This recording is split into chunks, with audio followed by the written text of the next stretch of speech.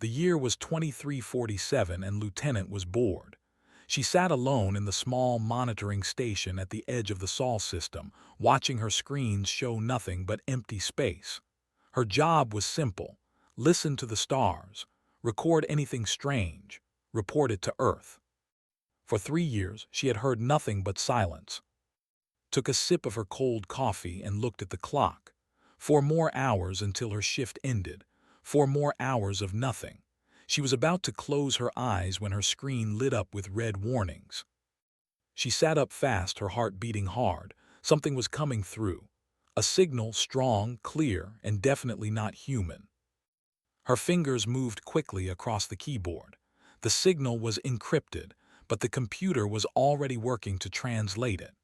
Watched the words appear on her screen and her blood turned cold. To the species known as humans, this is the Dominion. You have 72 hours to surrender all your colonies and if you refuse, we will destroy everything you have built. We will kill everyone you love. You are species number 44. Do not make this difficult. Read the message 3 times. Her hands were shaking. She had heard stories about everyone in the galaxy had. They were conquerors. They had destroyed 43 species before. Some they killed.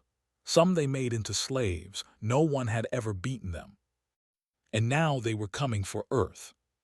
She pressed the emergency button and sent the message to Earth Command. Then she sat back in her chair and stared at the stars. Somewhere out there, death was coming. On Earth, the United Council met within the hour. The Great Hall was full of the most powerful people in human civilization. Presidents, generals, scientists, and leaders from all 12 colony worlds. They had all seen the message. They were all afraid. "We must surrender," said one politician, his voice shaking. "They have never lost. We cannot win this war." "If we surrender, they will make us slaves," said another. "I would rather die fighting."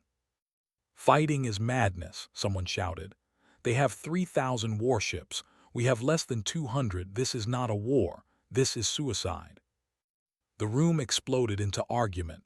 People shouted at each other. Some were crying.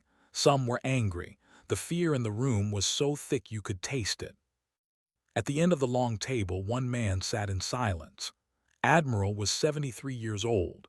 His hair was white, and his face was covered with lines from a lifetime of war. He had fought in 3 major conflicts.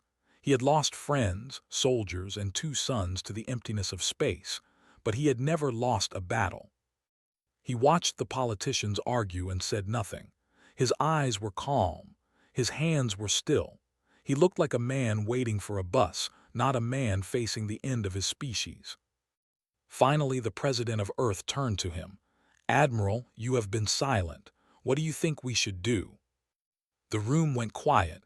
Everyone looked at the old man. Admiral stood up slowly. He looked around the room at all the frightened faces. Then he spoke 3 words that would change history. "Let them come." The room exploded again. "Are you insane?" someone shouted. "You want us to fight against the—" Admiral raised his hand and the room went silent again. There was something in his eyes, something that made people listen. 200 years ago," he said, his voice calm and steady, "our scientists found something on Mars, a message, left by a species that died 1,000,000 years before humans existed. The message was a warning. It said, 'The will come. They always come. Prepare or die.'" The room was completely silent now. No one moved. No one breathed. "For 200 years," Admiral continued, "we have prepared. Every generation has worked in secret. Every government has known the truth. They were coming and we needed to be ready."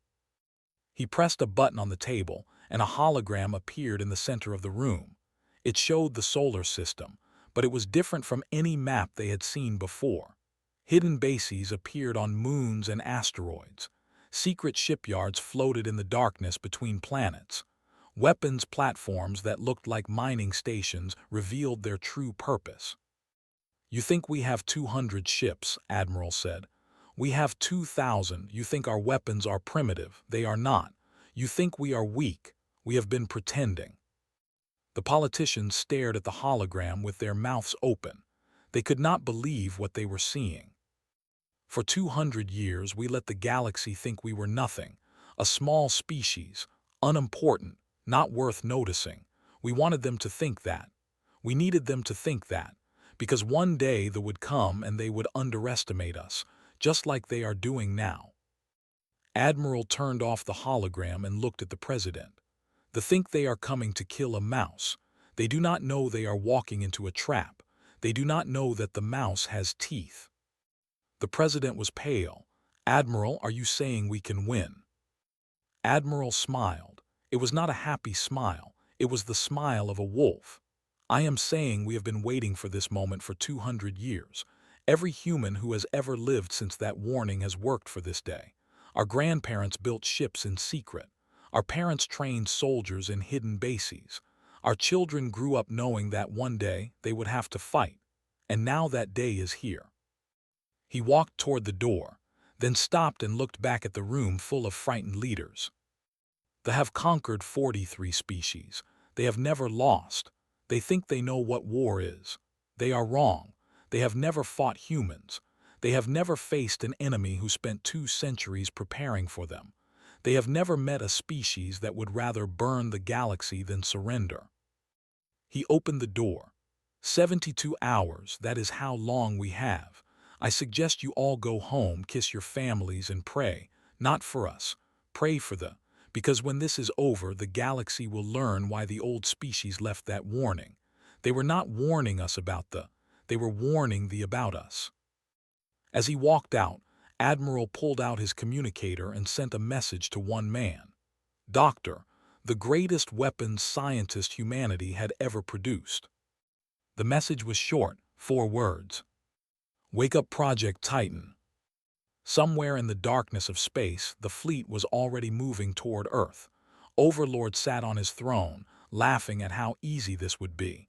Another weak species. Another quick victory. Humans would be slaves by the end of the week. He had no idea what was waiting for him. He had no idea that the mouse had teeth. And those teeth were about to bite. 72 hours passed like a heartbeat. On Earth, people held their families close. They looked up at the sky and wondered if they would see tomorrow. Children asked their parents what was happening. Parents did not know what to say. In space, Lieutenant watched her screens and counted down the seconds. When the timer hit 0, the stars began to move. 3,000 warships dropped out of faster-than-light travel at the edge of the solar system. They were massive. Each ship was bigger than a city. Their hulls were black as night, covered with weapons that could crack planets in half. They moved in perfect formation, like a wall of death coming to swallow the sun. On the command ship, Overlord sat on his throne and smiled.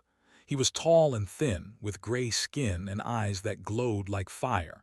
He had conquered 12 species himself. He had watched worlds burn. He had heard millions beg for mercy and given them none. "Open a channel to Earth," he said. His voice was like ice. "Let them see their doom." On every screen on Earth, Overlord's face appeared. People in every city, every town, every village stopped what they were doing and watched. "Humans," said, his lips curling into a cruel smile, "your 72 hours are over. You did not surrender. How disappointing. I was hoping you would be smart. Now I must teach you a lesson." He leaned forward on his throne. "Watch carefully. This is what happens to species who say no to the Dominion." The fleet fired. 1,000 beams of purple light shot across space and hit Luna Base, the largest human military station on Earth's moon. The base exploded in a ball of fire. 30,000 people died in less than a second. On Earth, people screamed. They cried. They ran through the streets looking for somewhere to hide, but there was nowhere to hide from what was coming. In orbit around Earth, the small human defense fleet moved to intercept the Armada. 200 ships against 3,000. Everyone knew it was hopeless, but they had orders. Buy time. Fight until you die. Do not let them reach Earth. Captain sat in the cockpit of her fighter and looked at the wall of enemy ships ahead. She was 35 years old, with short black hair and eyes that had seen too much death. She had been a pilot for 15 years. She had lost friends, lovers, and hope, but she had never lost her courage. "Phoenix Squadron," she said into her radio, "this is Phoenix Lead. You all know what we are facing. You all know the odds. But today, we do not fight to win. We fight to give our people time. We fight so that others can live. We fight because we are human, and humans do not go quietly into the dark." She pushed her engines to maximum power and flew straight at the enemy fleet. Behind her, 40 fighters followed. They were specks of dust against mountains. They were matches against a storm, but they flew anyway. The battle was brutal. Weapons tore through human ships like paper. Explosions lit up the darkness of space. Captain flew through the chaos, dodging beams of death, firing her weapons at anything that moved. She watched her squadron die around her. One by one, the lights on her screen went dark. Phoenix 3 is down. Phoenix 7 is down. Phoenix 12 is down. But they kept fighting. For every human ship that fell, they took one fighter with them. It was not enough. It would never be enough, but it was something. On Earth, General Park Sung stood in his command center and watched the battle on his screens. He was 60 years old, built like a mountain, with hands that had held weapons since he was a boy. He had fought in 3 interplanetary wars. He had killed enemies in ways that still gave him nightmares. But today, he had a different mission. "Begin evacuation," he ordered. "Get everyone underground." Across the planet, doors opened in mountains, in deserts, in the bottom of oceans. Secret bunkers that had been built over 200 years revealed themselves. Billions of people began moving underground into cities that had been prepared for this moment. Cities with food, water, and air for 100 years. Cities where humanity would survive, no matter what happened above. In space, the orbital defense platforms fired everything they had. Missiles, lasers, kinetic weapons. They threw everything at the fleet. Some enemy ships exploded, but for every ship that died, 10 more kept coming. One by one, the platforms went silent. Captain was one of the last pilots still flying. Her ship was damaged. Her weapons were almost empty, but she kept fighting. She flew her fighter directly into a cruiser's engine and ejected at the last second. The cruiser exploded, taking 2 more ships with it. She floated in space, watching the battle through the visor of her helmet. She had done everything she could. Now she could only watch and wait for rescue or death. Across the galaxy, alien species watched the news feeds from Sol's system. They had seen this before. 43 times they had watched the conquer another species. Some felt sad. Some felt nothing. None of them expected anything different. "Another species falls," said a news anchor on a distant world. "The humans lasted longer than most, but the result is the same. They always win." On the command ship, Overlord watched his victory unfold. The human fleet was destroyed. Their orbital platforms were silent. Their moon base was ash. It had been easier than he expected. "Overlord," said Commander, his second in command, was younger than, with sharper eyes and a quieter voice. "Something is strange." Did not look at him. "What is strange? We are winning. This is not strange. This is normal." Pointed at his screen. "The humans, they are not surrendering. Their fleet is destroyed. Their defenses are gone, but they are not calling for peace. They are not begging for mercy. They are just waiting." Finally turned to look at the screen. Was right. On Earth, the humans were not panicking like other species had. They were calm, organized, moving into bunkers like they had practiced this 1,000 times. "And look at this," continued. He showed a video feed from the battle. Human pilots were smiling as they died, laughing as they flew into enemy ships, fighting with a joy that made no sense. "They are insane," said. "It does not matter. Insanity will not save them." But something cold touched the back of his mind, something he had never felt before: doubt. On Earth, Admiral stood on the bridge of his command ship deep underground. He watched the same screens that watched. He saw his ships die. He saw his people fall. His face showed nothing. His eyes were calm. An officer ran up to him. "Admiral, we have lost 60% of our defense fleet. The orbital platforms are gone. They will reach Earth in 3 hours. What are your orders?" Admiral did not answer. He just watched the screens, watched the ships come closer, watched his trap slowly close. "Admiral," the officer said again. "Sir, what do we do?" Admiral finally spoke. His voice was quiet, calm, terrifying. "We wait, let them come closer. Let them think they have one. Let them feel safe." He looked at the officer with eyes like ice. "Then we show them what we really are." Somewhere in the darkness of space, 500 massive ships waited in silence. They had been hidden for 200 years. They had weapons that could crack moons in half. They had engines that could outrun light. They were the secret that humanity had kept from the galaxy. Project Titan. And they were about to wake up. On the command ship, Commander looked at his sensors again. Something was wrong. The readings did not make sense. There was energy building somewhere, a lot of energy, more energy than should exist in this system. "Overlord," he said, his voice shaking slightly, "something is coming."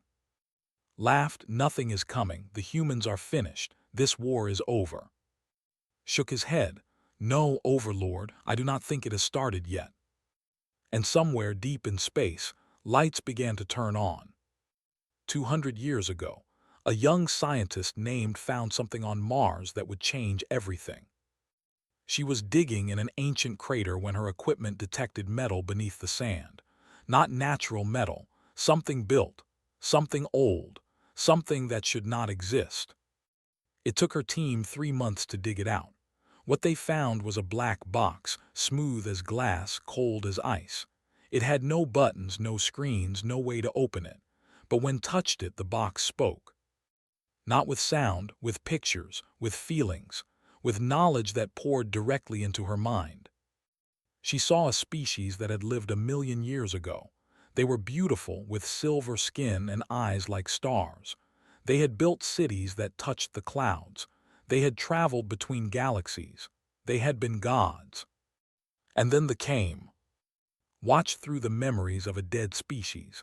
She saw the ships arrive. She saw the warnings ignored. She saw the battles lost. She saw a whole civilization burn. But before they died, these ancient people did one last thing. They scattered warnings across the galaxy. Black boxes like the one found. Messages for any species smart enough to listen. The message was simple: they will come, they always come. They have destroyed 43 species. You will be next, unless you prepare. Shared what she found with the leaders of Earth. They did not believe her at first. How could they? The galaxy seemed peaceful. Humanity was small and safe. Why worry about monsters that might never come? But then the scientists studied the box more. They found star maps inside. They found records of 43 dead civilizations. They found proof that they were real and that they were coming. The leaders of Earth made a decision that day. They would prepare, not for a year, not for a decade, for as long as it took. They would build weapons. They would train soldiers. They would hide their strength from everyone. And when the finally came, humanity would be ready. For 200 years, every generation worked on the project. Children were told stories about the coming storm. Scientists spent their lives building better weapons. Soldiers trained in secret bases hidden across the solar system. Every mining station, every space colony, every satellite had a second purpose that only a few knew about. The galaxy thought humans were primitive, weak, harmless. That was exactly what humanity wanted them to think. Now 200 years later, the trap was set. They had come. They had taken the bait, and they had no idea what was waiting for them. On the command ship, Overlord watched his fleet approach Earth. Victory was close. He could almost taste it. Another species would fall. Another world would burn. Another name would be added to the list of the conquered. "Overlord," Commander said, his voice tight with worry. The energy readings are getting stronger. Something is happening. Silence snapped. You worry like a child. The humans are beaten. Their fleet is dust. What could they possibly do? As if answering his question, space itself seemed to split open. Lights appeared everywhere. Not small lights, massive lights, lights the size of moons. They surrounded the fleet like a ring of fire cutting off any escape. His face went pale. Ships, he whispered. Human ships, hundreds of them. Stood up from his throne so fast he almost fell. That is impossible. Our scouts said they had 200 ships. We destroyed them all. These are not the same ships, said. His voice was shaking now. These are something else. On every screen, the human ships came into focus. They were monsters. Each one was twice the size of a warship. Their hulls were covered with weapons that glowed with blue fire. Their engines burned so bright they looked like small suns. 500 ships, hidden for 200 years, built in secret, tested in silence, waiting for this moment. Project Titan had arrived. On the human command ship, Doctor watched his creations wake up. He was 80 years old, thin as a stick, with glasses that never stayed straight on his nose. He had spent his entire life building these ships. His father had worked on them before him. His grandfather had designed the first blueprints. 3 generations of the family, all working toward this moment. Beautiful, he whispered, watching the Titan fleet take position. Simply beautiful. Admiral stood beside him, his face still calm. Doctor, are the weapons ready? Doctor smiled. It was not a nice smile. Admiral, our weapons were ready before these creatures were born. To think they have advanced technology. They are children playing with toys. We have had 200 years to study the weapons of 43 dead species. We have combined the best of all of them. Our guns fire beams that can cut through any shield. Our missiles carry payloads that can crack planets. Our ships have armor that their weapons cannot scratch. He pushed his glasses up his nose. They came here thinking we were primitive. They are about to learn how wrong they were. In space, Captain floated in her damaged suit, waiting for death. Her oxygen was almost gone. Her radio was dead. She had accepted that she would die alone in the cold darkness. Then a human rescue ship found her. They pulled her inside, gave her air, wrapped her in blankets. She was crying and laughing at the same time, not believing she was alive. Captain, said the rescue pilot, grinning at her, you are going to want to see this. Look out the window. Looked, what she saw made her breath stop. The Titan fleet filled the sky. 500 massive ships surrounding the armada like wolves around sheep. The ships, which had seemed so huge and terrifying before, now looked small, weak, afraid. What are those? Whispered. The pilot laughed. Those are what we have been hiding for 200 years. Those are Project Titan. And in about 5 minutes they are going to show what happens when you attack humanity. On the command ship, Overlord was screaming at his officers. How did we not know about this? Where did these ships come from? Why did our spies not warn us? No one had answers. The intelligence network was the best in the galaxy. They knew everything about every species, but they had never seen these ships. They had never detected these weapons. They had been completely blind. Commander looked at his screens and felt something he had never felt before. Fear. Real, true fear. Overlord, we need to retreat. Now, before it is too late. Retreat, roared. Do not retreat. We have conquered 43 species. We do not run from primitives. These are not primitives, said quietly. These are something else, something we have never faced before.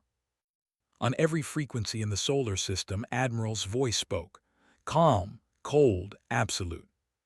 Fleet, this is Admiral of the United Human Forces. You came to our home, you killed our people, you destroyed our stations. You thought we were weak. You thought we would surrender. You thought you knew what we were. He paused, and in that pause, the entire galaxy seemed to hold its breath. You were wrong. For 200 years, we have prepared for you. Every ship you see was built for this day. Every weapon was designed to destroy you. Every human in this system has been waiting their entire life to meet you. Another pause. On the command ship, hands were shaking. You called us species number 44. You thought we would be another easy conquest, but we are not like the others. We do not surrender. We do not beg. We do not die quietly. Admiral's voice hardened into steel. You attacked us cute, now watch this. He turned to his officers and gave the order that would echo through history. All ships, all weapons, fire. And space turned to fire. The first wave of human weapons hit the fleet like the fist of an angry god. Beams of blue fire cut through shields like they were made of paper. Missiles that moved faster than light slammed into enemy ships and turned them into balls of flame. Weapons that the galaxy had never seen before tore through the invaders with terrible beauty. In the first 30 seconds, 200 ships died. On the command ship, Overlord watched his fleet burn. His mouth was open. His eyes were wide. He could not understand what he was seeing. This was not possible. They had the best weapons in the galaxy. Their shields could stop anything. Their armor was unbreakable. But the human weapons went through everything. Nothing could stop them. Return fire, screamed. All ships return fire. The fleet fired back. Thousands of purple beams shot toward the human ships. Overlord waited to see the enemy explode. The beams hit the human shields and did nothing. Not scratched, not weakened, nothing. The human ships did not even slow down. They kept coming, kept firing, kept killing. Impossible, whispered. This is impossible. Commander was already running for the escape pods. Overlord, we have to leave. The fleet is lost. We must warn them. But was frozen. He could not move. He could not think. Everything he believed about the universe was falling apart. They were supposed to be the strongest, the never lost. How could this be happening? In the chaos of battle, Captain found herself in a new fighter. The rescue ship had brought her back to the main fleet, and within minutes she was back in the fight. A new ship, full weapons, and a target-rich environment. Phoenix Lead is back in the fight, she called over the radio. All surviving Phoenix pilots form on me. Let us show these creatures how humans fly. Only 12 pilots answered her call, 12 out of the 40 she had started with, but those 12 were the best. They had survived the impossible first battle. They had seen their friends die, and they were angry. Phoenix Squadron said, her voice like ice, we have new orders. The Titan fleet will handle the big ships. Our job is to hunt down their fighters and bombers. Do not let a single one escape. Show no mercy. Give them what they gave our friends. The Phoenix fighters dove into the battle. They were small and fast, dancing between the giant ships, hunting fighters like wolves hunting rabbits. Flew at the front, her hands steady on the controls, her eyes seeing everything. A fighter appeared in front of her. She fired. It exploded. Another one came from the left. She spun, fired, killed. 3 more attacked together. She dove under them, came up behind, and destroyed all 3 in one pass. 3 more down, she said calmly. Who is keeping count? I have 17, said one of her pilots. 22, said another. I have lost count, said a third. There are too many. Smiled, it was a dangerous smile, a wolf smile. Then stop counting and keep killing. On Luna Base, or what was left of it, General Park Sung led the ground assault. They had taken the base after destroying it. They had landed troops, thinking the fight was over. They were wrong. Park Sung and his soldiers came out of the ruins like ghosts. They wore powered armor that made them twice as strong and 3 times as fast as normal humans. They carried weapons that fired plasma hot enough to melt through anything. The ground troops had never faced anything like this. Forward, Park Sung roared, smashing through a wall with his armored fist. Take back our base. Make them pay for every drop of human blood. The battle was brutal. There were good fighters, tall and strong, with weapons that had conquered dozens of worlds. But the human soldiers were better. They fought with a fury that they had never seen. They did not retreat. They did not surrender. They kept coming no matter how many fell. Park Sung found himself face to face with a commander. The creature was huge, covered in battle armor, holding a weapon that glowed with purple fire. "Human," the said, his voice full of disgust. "You fight well for a primitive, but you cannot win. They always win." Park Sung did not answer with words. He moved faster than the could react, grabbed the creature's weapon arm and broke it with a single twist. The screamed. Park Sung silenced him with a plasma blast to the head. "They always win," Park Sung said to the corpse. "Not today." In space, the battle was turning into a massacre. The Titan fleet was unstoppable. Every minute, more ships died. Their formation was breaking apart. Their commanders were screaming for orders that never came. Their soldiers were dying by the thousands. On the human command ship, Doctor watched his weapons work with pride. 30% of their fleet is destroyed, Admiral. Their shields are useless against our beam weapons. Their armor cannot stop our missiles. They are fighting with sticks against guns. Admiral nodded slowly. His face was still calm, but there was a fire in his eyes now. "Good, but this is not enough. I want them broken. I want them to understand that coming here was the worst mistake they ever made." He turned to Lieutenant, who was monitoring enemy communications. "What are they saying?" Listened to her headphones, her face pale. "They are panicking, Admiral. Their officers are screaming for retreat. Their soldiers are crying for mercy. They do not understand how this is happening." "Good," Admiral said. "Let them scream. Let them cry. Let the whole galaxy hear what happens to those who attack humanity." He pressed a button on his console. His voice went out on all frequencies, heard by every ship in the system and broadcast across the galaxy. "Fleet, this is Admiral. You have lost half your ships. Your weapons are useless. Your shields are broken. You cannot win this battle. But I am a merciful man. I will give you one chance.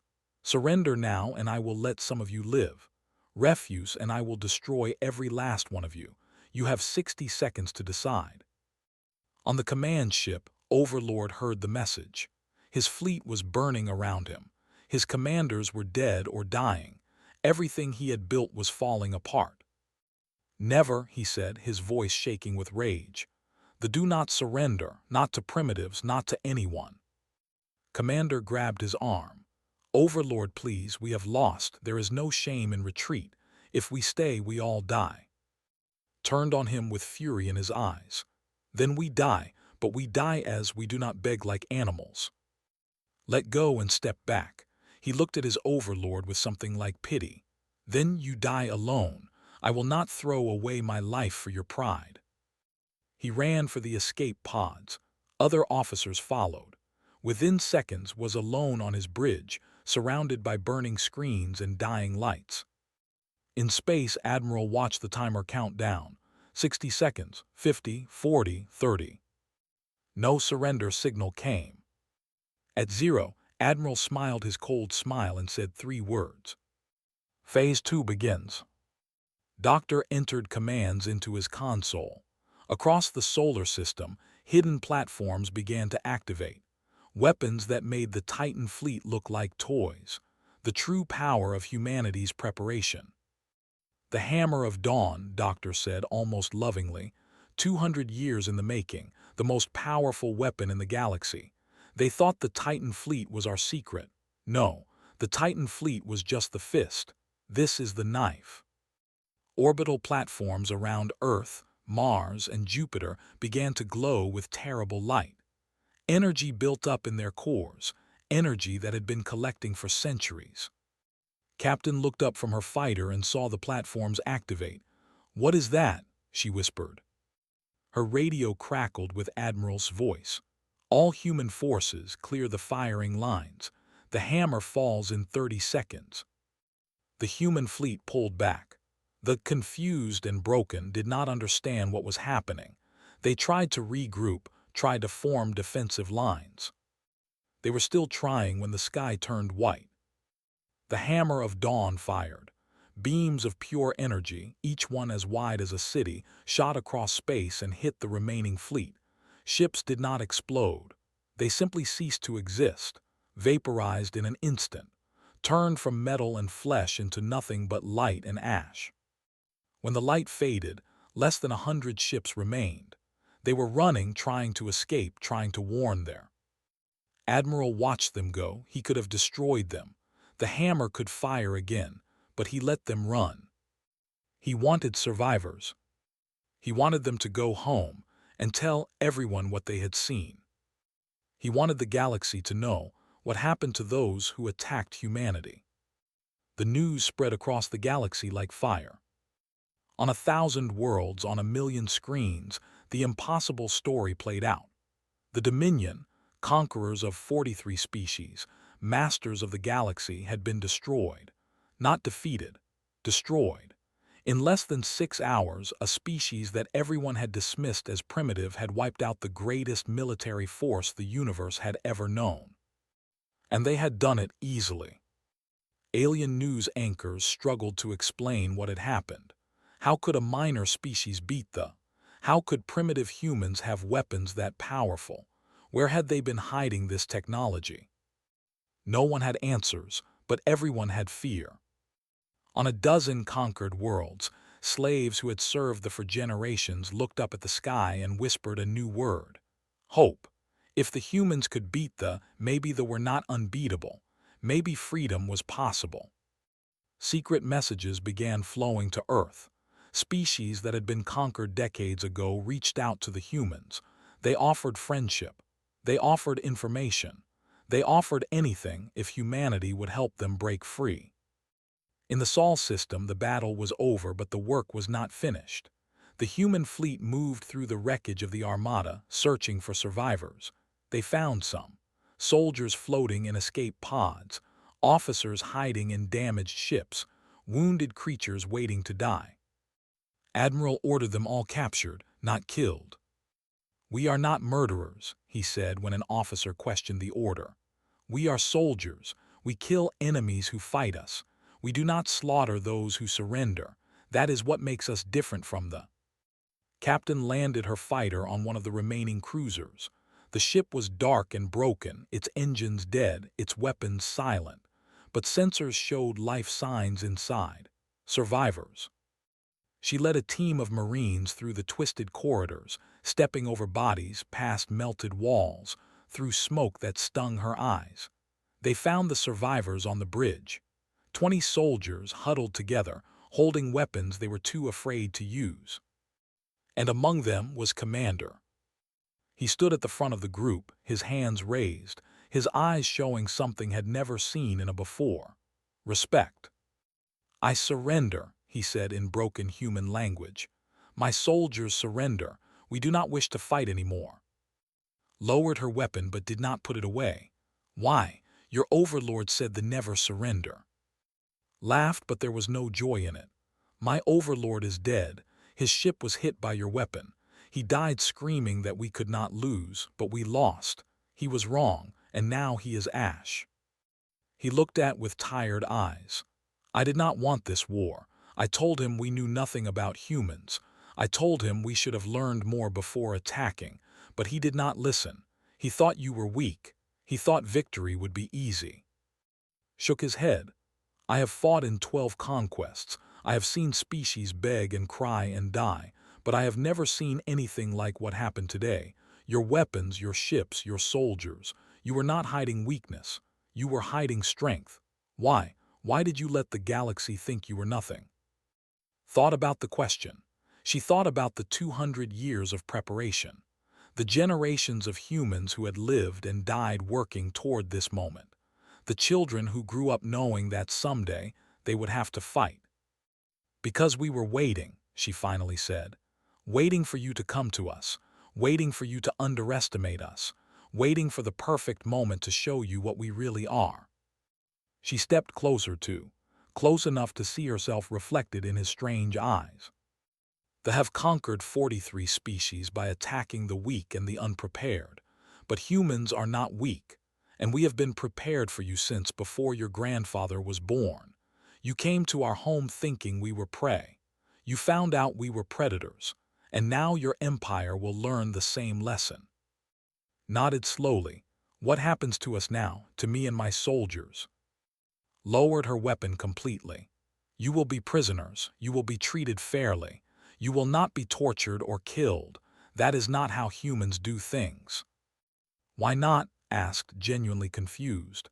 That would have killed all of you. We would have made your survivors slaves. Why do you show mercy to enemies? Smiled. It was a sad smile. Because mercy is what separates us from you. You conquer through fear. We will win through respect. In 100 years, no one will remember thee as anything but monsters, but they will remember humans as the species that could have destroyed you and chose not to. That is how empires really last. She turned to her marines. Take them to the transport. Handle them gently. They are prisoners, not animals. As the soldiers were led away, stopped and looked back at. Captain, may I ask you something? Ask. When we arrived in your system, when we destroyed your moon base and your fleet, your people were smiling. Your admiral was calm. Your soldiers fought like they wanted to die. None of you were afraid. Why? Thought about the question. She thought about her friends who had died in the first battle, about the fear she had felt floating alone in space, about the anger that had burned in her heart when she thought humanity would fall. We were afraid, she admitted. All of us. But fear is not weakness. Fear is just a feeling. What matters is what you do with it. Humans have always been afraid, afraid of the dark, afraid of death, afraid of the unknown, but we go into the dark anyway. We face death anyway. We explore the unknown anyway. That is what makes us human. She looked out the window at the stars. You asked why we were smiling. We smiled because we knew the truth you did not know. We smiled because even if we died in that first battle, we knew what was coming for you. We smiled because we knew you had made the worst mistake in your entire history, and we could not wait to see the look on your faces when you found out. Stood in silence for a long moment. Then slowly he bowed his head. I understand now, he said quietly. The old species, the ones who left the warnings, they were not warning you about us. They were warning us about you. We should have listened. On Earth, the celebrations were beginning, but they were mixed with grief. Luna Base was still a tomb for 30,000 humans. Thousands more had died in the battle. The victory had cost blood, and that blood would be remembered. General Park Sung stood in the ruins of Luna Base, surrounded by the bodies of friends and enemies. His armor was covered with dust and blood. His hands hurt from fighting, but his heart was proud. Find our dead, he ordered his soldiers. Bring them home. They died so that we could live. They deserve to rest on Earth. As the soldiers began their sad work, Park Sung looked up at the sky. The ships were gone. The threat was over. But he knew this was not the end. They had more ships. They would want revenge. But for today, humanity had won, and that was enough. On the command ship, Admiral received word that the battle was over. All remaining ships had either surrendered or fled. The Sol system was secure. He sat down in his chair, and for the first time in 3 days, allowed himself to close his eyes. Sir, Lieutenant said, are you all right? Admiral opened his eyes. They were tired but still burning with that cold fire. I am fine, Lieutenant, just thinking. About what, sir? About what comes next. He stood up and walked to the window, looking out at the stars. Today, we won a battle, but the war is not over. The will come back. Others will come too. The galaxy has seen what we can do, and some will fear us. Some will want to destroy us before we grow too strong. He turned to face. Today, we proved that humanity cannot be conquered. Tomorrow, we must prove that humanity can lead. We must build alliances. We must free the species that they enslaved. We must become something more than warriors. We must become builders of a new galaxy. Nodded. Do you think we can do it, sir? Admiral smiled. For once it was not a cold smile. It was almost warm.